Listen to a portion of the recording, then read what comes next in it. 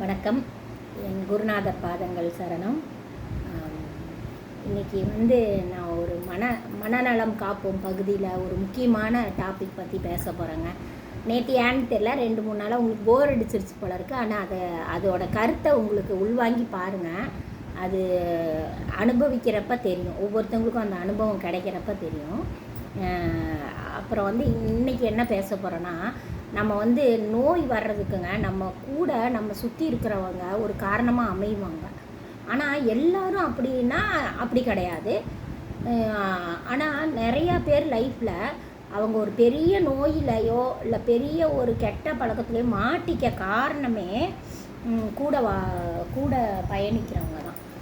அப்படி பார்த்திங்கன்னா அந்த வரிசையில் ஒரு நார்சிஸ்ட்டுன்னு நான் ஏற்கனவே நம்ம வீடியோவில் சொல்லியிருக்கேன். நார்சிஸ்ட்டு மனநலத்தை சிதைக்கிறதுல ஃபஸ்ட்டு நம்பர் 1 இந்த மக்களை நீங்கள் எவ்வளோ சீக்கிரம் உங்கள் வாழ்க்கையில் கண்டுபிடிக்கிறீங்களோ, அவங்க நம்ம ஃப்ரெண்டாக இருப்பாங்க, கூட பழகிறவங்க, கூட பக்கத்தில் இருப்பாங்க, நம்ம கூட ஒட்டிக்குவாங்க, அப்புறம் நம்ம கூடயே வாழுவாங்க, நம்ம குழந்தைங்களா இருப்பாங்க, ஹஸ்பண்டாக இருப்பாங்க, ஒய்ஃபாக இருப்பாங்க, இல்லை அத்தா மாமா, அப்படி எந்தாவது ஒரு உறவில் நம்மளை டாமினேட் பண்ணுவாங்க.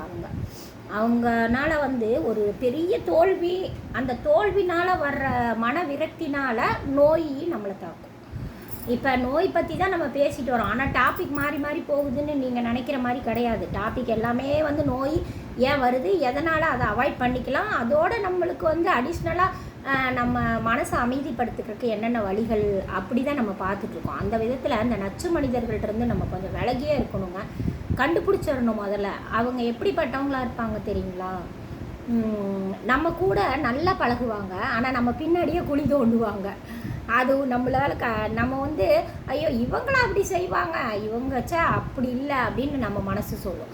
ஆனால் அது நம்ம கண்டுபிடிக்க தெரியலன்னு வச்சுக்கோங்களேன். அதனால் பாதிப்பு ரொம்ப ரொம்ப அதிகம். அப்புறம் அதே மாதிரி நல்லவங்க போல் வேஷம் போட்டுட்டு எல்லாமே நல்லது செய்கிற மாதிரி இருக்கும். ஆனால் அவங்க சம்மந்தப்பட்டவங்களுக்கு கெடுதல் மட்டும்தான் செஞ்சிட்ருப்பாங்க. ஆனால் பார்க்குறப்ப சிரிச்சுக்கிட்டே நம்மக்கிட்ட சிரித்து பேசுவாங்க. ஆனால் அவங்க செய்கிறதெல்லாம் வில்லத்தனமாக இருக்கும். வெளியாளுங்க வந்தால் அதை அப்படியே நல்ல விதமாக காட்டிக்குவாங்க. அப்புறம் இன்னொன்று என்னென்னா, ரொம்ப பர்டிகுலராக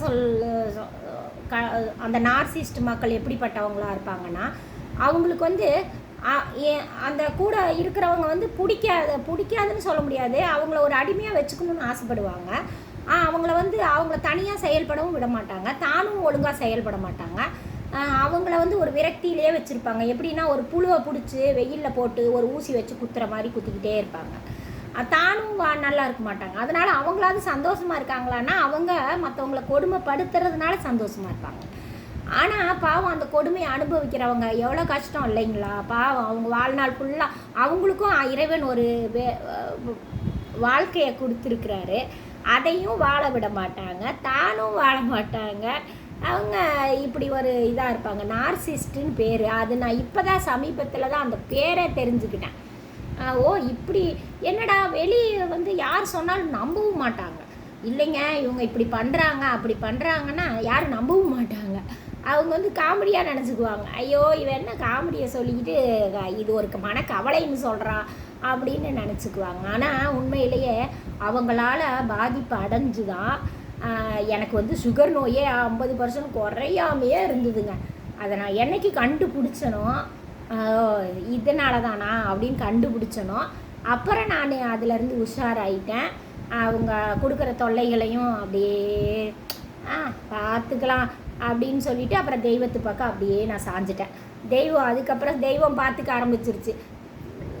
நம்ம அவங்களுக்கு கொடுமை பண்ணலை, அவங்க தான் நம்மளுக்கு கொடுமை பண்ணுறாங்க. அப்போ அது எப்படின்னா, நம்ம கடவுள் தான் நம்ம அம்மா அப்பான்னு முடிவு எடுத்துட்டோம். அப்போ அவங்கக்கிட்ட முறையிட்டுட்டு நம்ம பாட்டுக்கு நம்ம வேலைகளை பார்த்துட்டே இருக்க வேண்டியது. இதுதான் அதுக்கு ஒரே வழி. இல்லையா அவங்கள விட்டு ரொம்ப தூரம் ஓடிடுங்க அவங்கள விட்டு. அந்த மாதிரி ஆளுங்களோட உங்களாலேயும் சந்தோஷமாக இருக்க முடியாது, அவங்களையும் சந்தோஷமாக நீங்கள் என்ன தான் பண்ணாலும் அவங்க சந்தோஷமாக இருக்க போகிறதில்ல. நம்மளால் கஷ்டப்பட்டுட்டே தான் இருப்பாங்க. அவங்க நினச்சிக்கிறாங்க இவங்களை கஷ்டப்படுத்துறது நம்மளுக்கு ஒரு சந்தோஷம் அப்படின்னு சொல்லிட்டு நம்மளுக்கு ஒரு அடி விழுந்து அவங்களுக்கு 10 கிஃப்ட் கிடைச்ச மாதிரி சந்தோஷப்படுவாங்க. அதெல்லாம் நிரந்தரமே கிடையாது. இப்போ யோசிச்சு பாருங்க, நம்ம இந்த பிறப்பில் தான் அவங்க கூட வாழ வேண்டி கடவுள் ஒரு ட்ரெயினில் நம்ம போகிற மாதிரி தான் நம்ம உறவுகளும் நம்ம பக்கத்தில் உட்காந்துருக்காங்க. அப்படி இருக்கிறப்ப அந்த உறவுகள் வந்து நம்ம கூட பயணம் பண்ணி வந்துட்டுருக்காங்க. நம்ம எல்லோரும் எங்கே போயிட்டுருக்கோம்? இறைவனை நோக்கி போயிட்டுருக்குறோம். அப்போ இறைவனை நோக்கி போகிறோன்னு தெரியாமல் அவங்க வந்துட்டுருக்காங்க.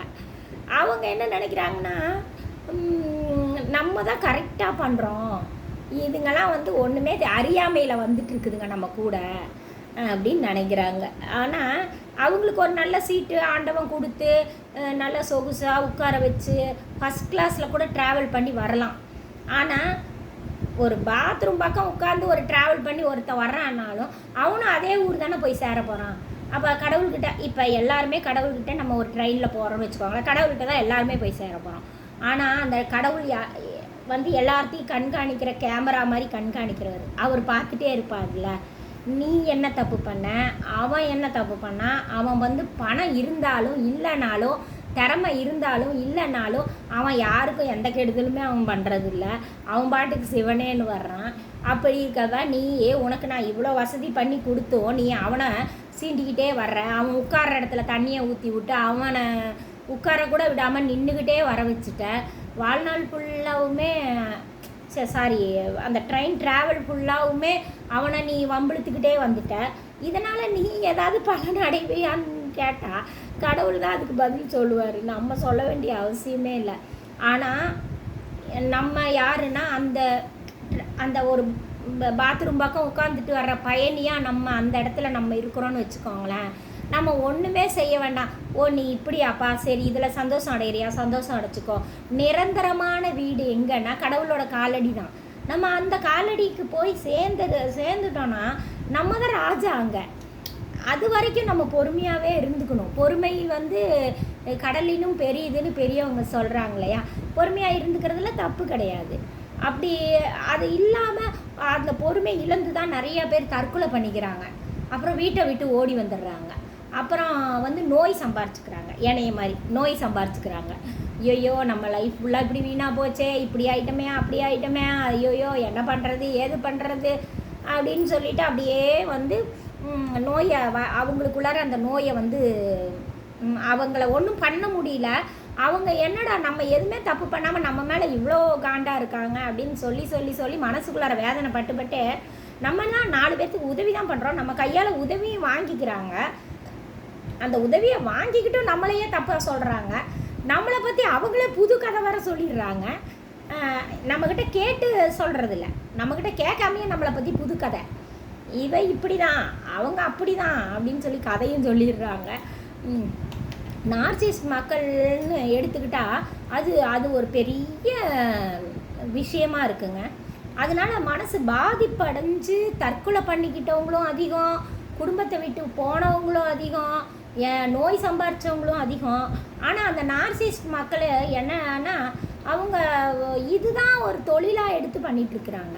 காலையில் எழுந்திரிச்சா நம்மளாம் என்ன நினைப்போனா, ஐயோ அடுத்தது என்ன வேலை, அடுத்தது சமையல் செய்யலாமா, அடுத்தது 4 பேர் வீட்டில் இருக்காங்க அவங்களுக்கு என்ன சமைக்கலாம், அவங்களுக்கு என்ன பண்ணலாம் அப்படின்னு நம்ம நினச்சா நம்ம சமைச்சு கொடுத்துறத கொண்டு போய் நைஸாக கொட்டுறது, அப்புறம் வந்து நம்ம வாழ்க்கையில் ஏதோ ஒரு லட்சியம் வச்சு ஓடுவோம், அதை நிறைவேற்ற விடாமையே பண்ணிட்டுறது, அதை நினச்சி சந்தோஷப்பட்டுக்கிறது, அப்புறம் வந்து நான் தான் பெரிய ஆள், இவங்களுக்கு ஒன்றுமே தெரியாது, நம்ம கூட வாழ்கிறவங்க இல்லை நம்ம கூட ஃப்ரெண்ட்ஷிப் வச்சுக்கிட்டவங்க இவங்க வந்து ஒரு முட்டாள் அப்படின்னு அவங்களாம் நினச்சிக்குவாங்க. இப்போ முட்டாளுமே மனுஷன் தானே, அவன் யாருக்கும் கெடுதல் பண்ணலைன்னா அவன் வந்து ஒரு பியூர் ஹார்ட்டு, அவன் கடவுள் வந்து அவரை நெருக்க நீ முட்டாளாக இருந்துக்கோ, உன்னை இந்த ஜென்மத்தில் உன்னை முட்டாளாக நான் படைச்சிருக்கேன், மற்றபடி நீ வந்து முட்டாள் இல்லைன்னு கடவுள் நினைப்பார். இவங்க என்ன நினைக்கிறது இல்லையா நம்மளை.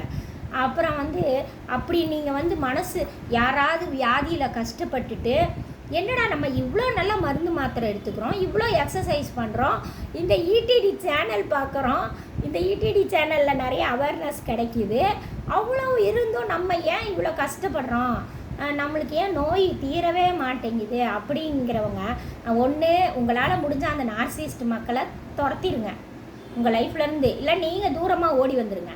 இல்லை கூடவே பயணிக்கணும் அப்படின்னு சொன்னால் நீங்கள் அமைதியாயிருங்க, அவ்வளோதான், வேறு ஒன்றுமே இல்லை. அப்போ அவங்களால என்ன பண்ண முடியும்?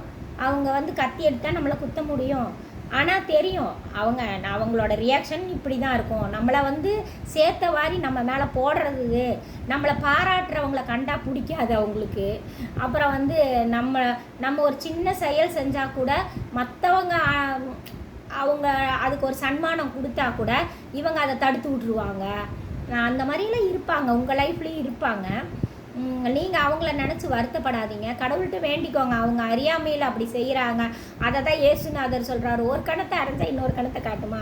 அவங்க அப்பாவி, உண்மையிலே அப்பாவிங்க அவங்க. ஏன்னா இது வந்து ஒரு 100 வருஷத்து ட்ராமா. இது வாழ்க்கைங்கிறது ஒரு 100 வருஷத்து ட்ராமா. அந்த ட்ராமாவில் தான் பெரிய ஆள் அப்படின்னு சொல்லிட்டு பாவம் அவங்க தான் ஏமாந்து முட்டாளாக இருக்காங்க. அதுக்கப்புறம் நம்ம வாழ போகிறோம். செத்ததுக்கப்புறம் ஒரு வாழ்க்கை இருக்குது பார்த்தீங்களா, அதுதான் மிகப்பெரிய வாழ்க்கை. அது எப்படின்னு கேட்குறீங்களா? நம்ம செத்துருவோம், நம்மளை தூக்க 4 பேர் வேணும். குறைஞ்சது ஸ்ட்ரெச்சரில் வச்சு தூக்குனால அது 2 பேர் வேணும்ல. அந்த 2 பேர் யாரோ ஒருத்தங்களாக தான் வந்து தூக்கிட்டு போவாங்க அவங்கள. அப்படிப்பட்டவங்களோட மரணம் அப்படி கொடூரமாக இருக்கும். அப்புறம் என்னாகுன்னா அவங்க வந்து செத்தது கூட சில பேர்த்துக்கு தெரியாமல் கூட உள்ளுக்குள்ளாரையே செத்து கிடப்பாங்க. வாழ்கிறப்ப அவங்க கூட வாழ்ந்தவங்கள அவ்வளோ கொடுமை பண்ணியிருப்பாங்க. ஒரு குடும்பம்னு ஒன்று, ஐயோ நம்மக்கிட்ட குடும்பம்னு வாழ வந்துட்டாங்களே, அவங்கள போய் டார்ச்சர் பண்ணி எல்லாம் பண்ணி, அது ஆண் பெண் 2 பேரும் இருப்பாங்க. நான் வந்து ஆணை மட்டும் சொல்லலை, பெண்ணை மட்டும் சொல்லலை, 2 பேருக்குமே அந்த கேரக்டர் இருக்குது.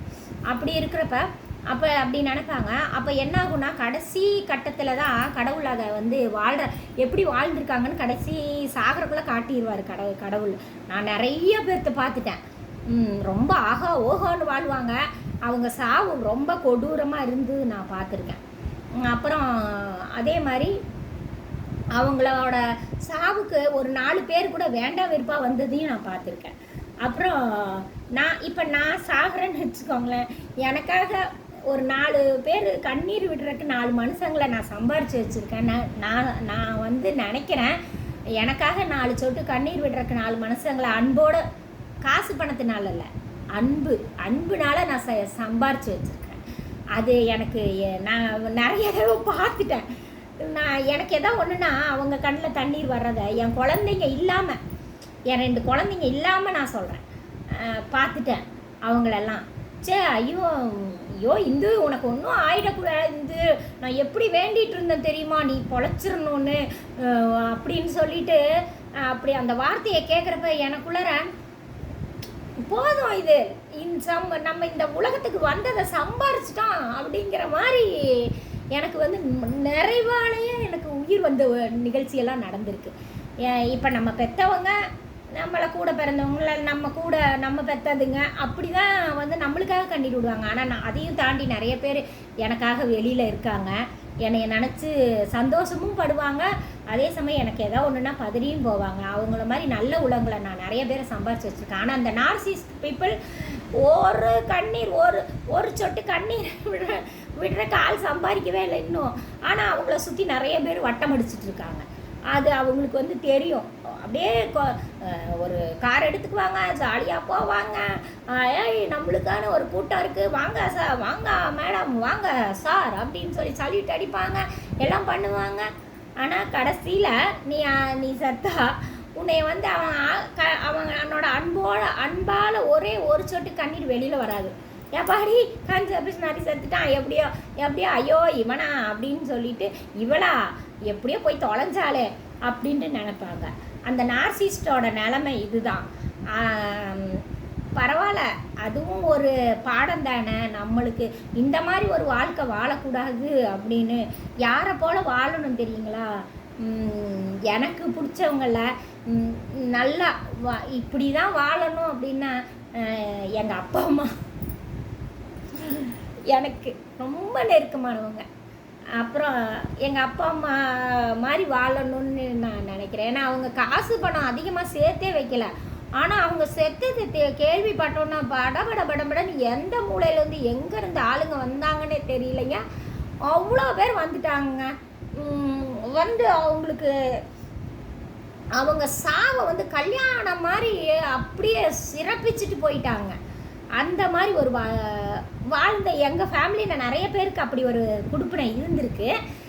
எங்கள் அம்மா அப்பாவுக்கும் இருந்திருக்கு. அதே குடுப்பினை எனக்கு கிடச்சா அதுவே மன நிறைவான ஒரு வாழ்க்கையாக நான் நினைப்பேன். இந்த நார்சிஸ்ட்டை அவங்களே நாரடிச்சுக்கிறாங்க. அவங்கள நார்சிஸ்ட்டா போங்கடா அப்படின்னு சொல்லிட்டு, யாரை நம்பி நான் பிறந்தேன் போங்கடா போங்க அப்படின்னு சொல்லிட்டு நான் சந்தோஷமாக ஹாப்பியாக தான் இருப்பேன். இன்றைக்கி இதான் மெசேஜு. மனநலம் காப்போம்ல, யாரும் கவலைப்படாதீங்க. நோயின்னு சொல்லிட்டு நீங்கள் வந்து வருத்தப்படாதீங்க. உங்களை நீங்கள் நல்லா பாதுகாத்துக்கோங்க. உங்கள் அன்பாக உங்ககிட்ட யார் உங்களுக்காக கண்ணீர் விடுறாங்களோ அவங்க கூட நீங்கள் நிறைய நேரம் ஸ்பெண்ட் பண்ணுங்கள். அவங்களுக்காக எல்லாமே பண்ணுங்கள். அதுதான் உங்களுக்கு ஒரு நிறைவான ஒரு வாழ்க்கையை கொடுக்கும். அதை விட்டுட்டு உங்களை பற்றி அவதூறு பேசுகிறவங்க, உங்களை பார்த்து பொறாமப்படுறவங்க, மெயினாக ஒன்றுமே நம்மக்கிட்ட இல்லைன்னு நம்ம நினச்சிட்ருக்கோம். ஆனால் இல்லைங்க, நம்மளை பார்த்து பொறாமப்படுறவங்க இந்த உலகத்தில் நிறைய பேர் இருக்காங்க. அவங்க தான் நார்சிஸ்ட்டு. அந்த நார்சிஸ்ட் மக்களை தூக்கி குப்பையில் கடாசிட்டு வெற்றி நடை போடுன்னு சொல்லிட்டு வெற்றி நடையாக போட்டு நல்லா முன்னுக்கு வாங்க. உங்கள் உடம்பையும் மனநலத்தையும் நல்லா பாதுகாத்து பிரிஸ்காக பாதுகாத்து உங்களால் சின்ன சின்ன சந்தோஷத்தையும் அனுபவிக்க முடியும், பெரிய சந்தோஷத்தையும் உங்கள் வாழ்க்கையில் கொண்டு வர முடியும் அப்படிங்கிற ஒரு தன்னம்பிக்கையோட நீங்கள் வாழணும். இது என்னோட ஆசை. என் குருநாதர் திருவடிகள் சரணம். ஈடிடி சொந்தங்கள் அனைவருக்கும் நன்றி.